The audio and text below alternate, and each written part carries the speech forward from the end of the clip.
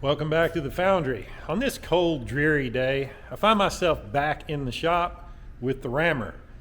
And now I'm kind of at the finish line on this thing, and I'm going to fix the last known issue with this truck.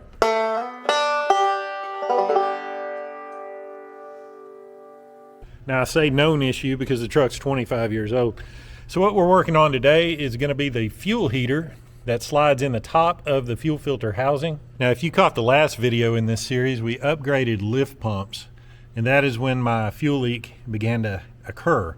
And that's likely because given that the O-ring in here is very old, and we went from a 10 PSI pump to a 17 PSI pump, that old O-ring just can't hold the fuel back anymore. As with most things, there's more than one way to skin a cat. Options here range from repairing the existing fuel heater to deleting it altogether, to upgrading the entire filter housing, to doing away with filter housing altogether. The option that I'm endeavoring to pursue in this video is going to be repairing the existing fuel heater. Now I really need to get this thing over on the bench to repair it, and what it looks like that's going to involve is unhooking, in my case, 3 electrical connectors. We're going to disconnect 2 fuel lines and then take 2 bolts out to remove the whole assembly.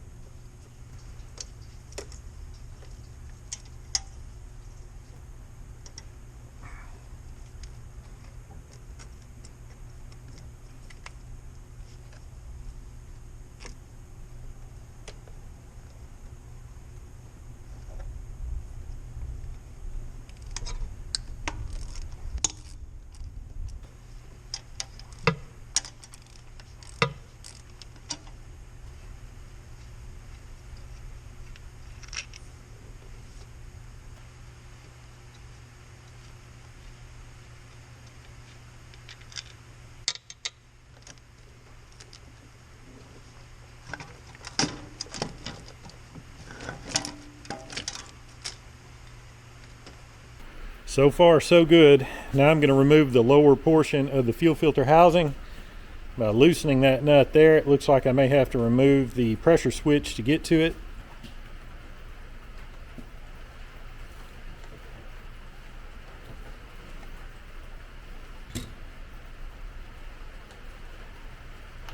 Oh, blood.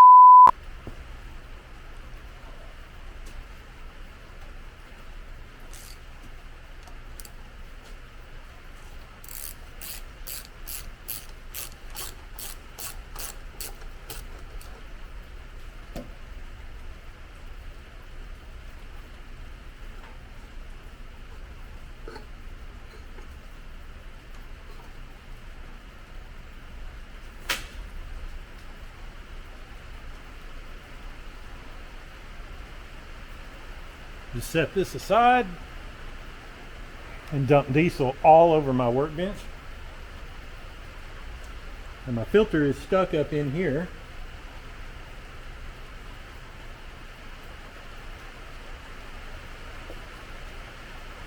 Oh, there it goes. Time for a new filter. It's okay.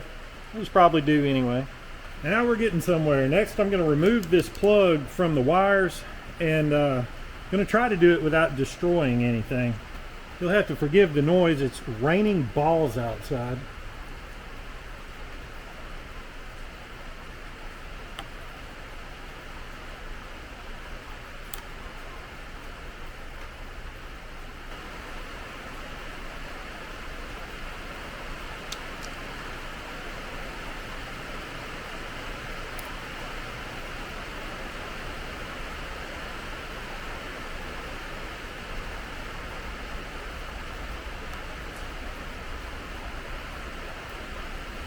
I'll show you how to do this once I get it apart and it's easy to see.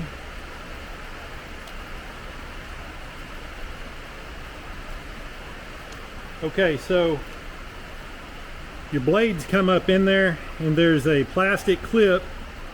You want to put your blade of your screwdriver between the blade of the contact and that clip and push that clip to the outside. Then your wire will slide out.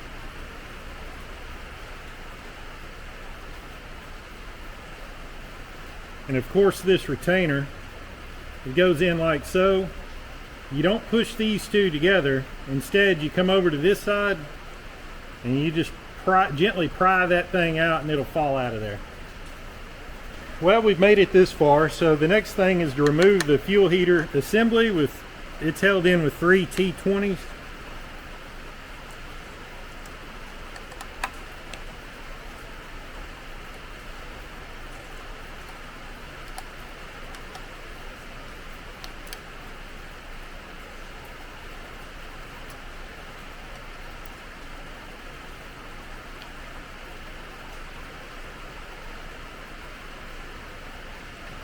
Now this grommet is kind of pressed in, so we're going to lay this flat on here, and I'm just going to give it some gentle, loving persuasion,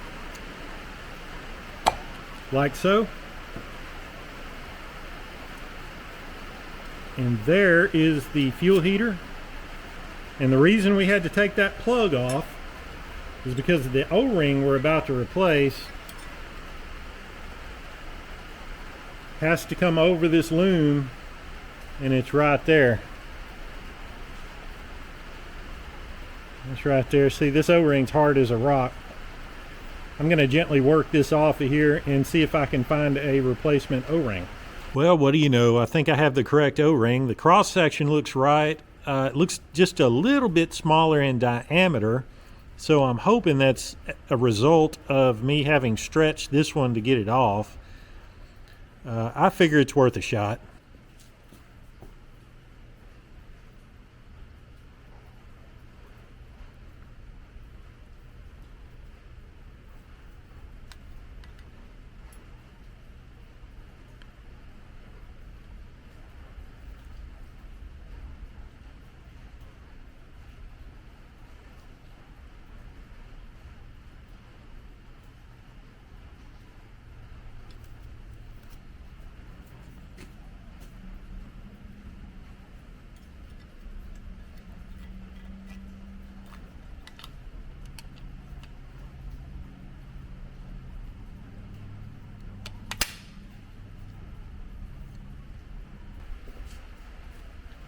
Memory serves, I believe the black wire goes on this side.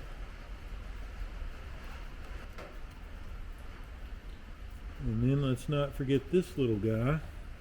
Does anybody remember which way this went in?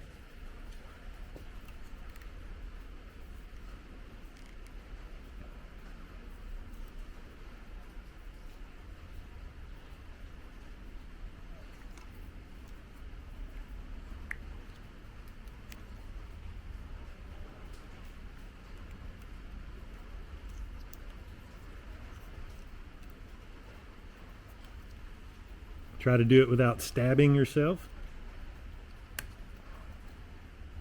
All right, I believe I got it all back together without incident. And I cleaned on it a little bit, and we're ready to go back together with it. I picked up a new filter because I so callously spiked mine on the concrete. I like to put a little diesel in this when I put the new filter in. I don't know if that's necessary. It's just something I've always done. And then we can reassemble and sling it back on the truck. All right, this thing is completely full of diesel fuel. It's like moving furniture. You gotta hook it just right to get it through the door.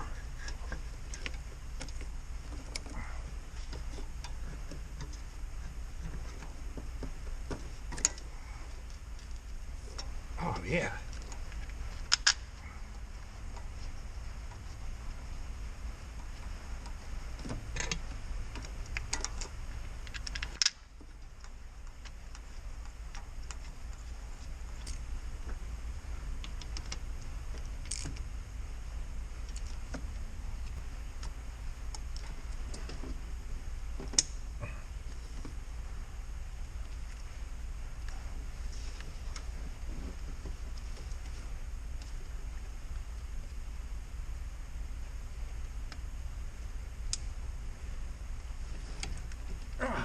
My arm's stuck behind the Hydro Boost. There we go.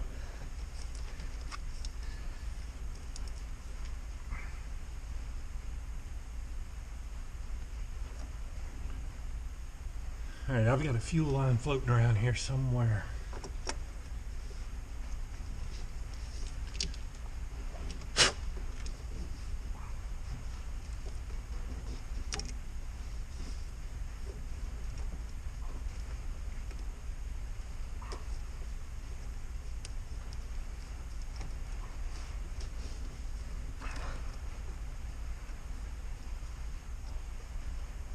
These quick connects are really nice.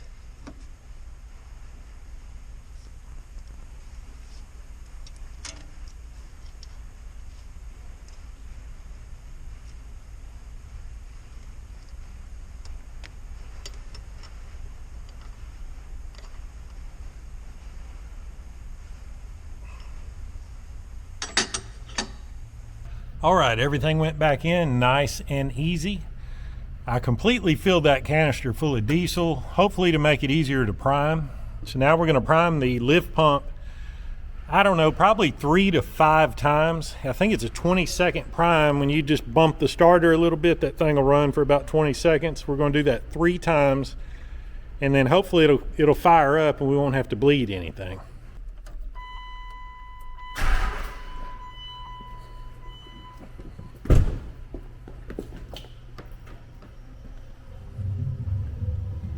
Man, that AirDog lift pump is so quiet. I'm on the 5th cycle.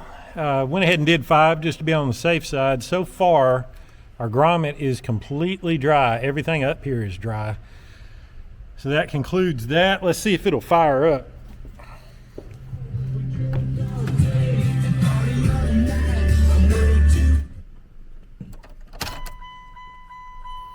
And then our little fuel pressure light, which you're not going to be able to see because of the low lighting, but it should flash like that. We still got a little air in the system.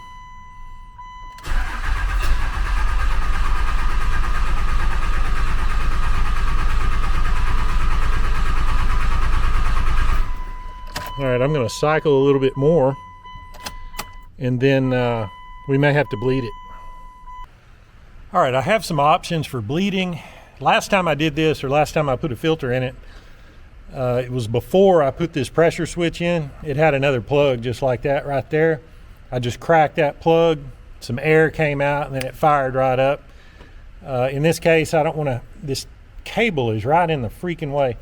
So I'm going to bleed it over here at this T-fitting I have in the big line. One could also bleed it at what used to be the banjo bolt on the VP44. I don't have a banjo bolt there anymore. It's a fitting, but because I did the big line kit, but I'm going to try right here first. Hopefully we don't have to chase it all the way to the injectors. All right, I have this loose, and I'm going to bump the key. It's going to be hard to do all this holding the camera. I may have to put you down.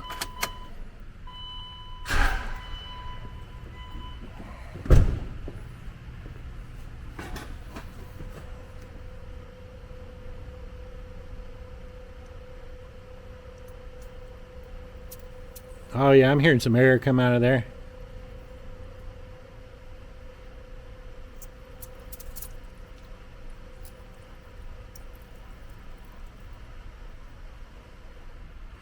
Let's try that. All right, I'm priming the pump right now, and my LED went off, which indicates I have fuel pressure now. So let's try it again.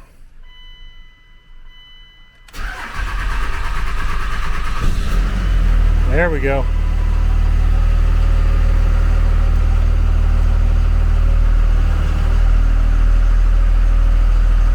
We're idling nice and smooth. There was very little air in it, but that's all it takes. You got to get all of that air out. Now we're going to check for leaks.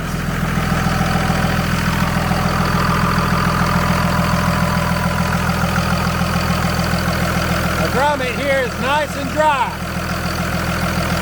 The fittings are dry.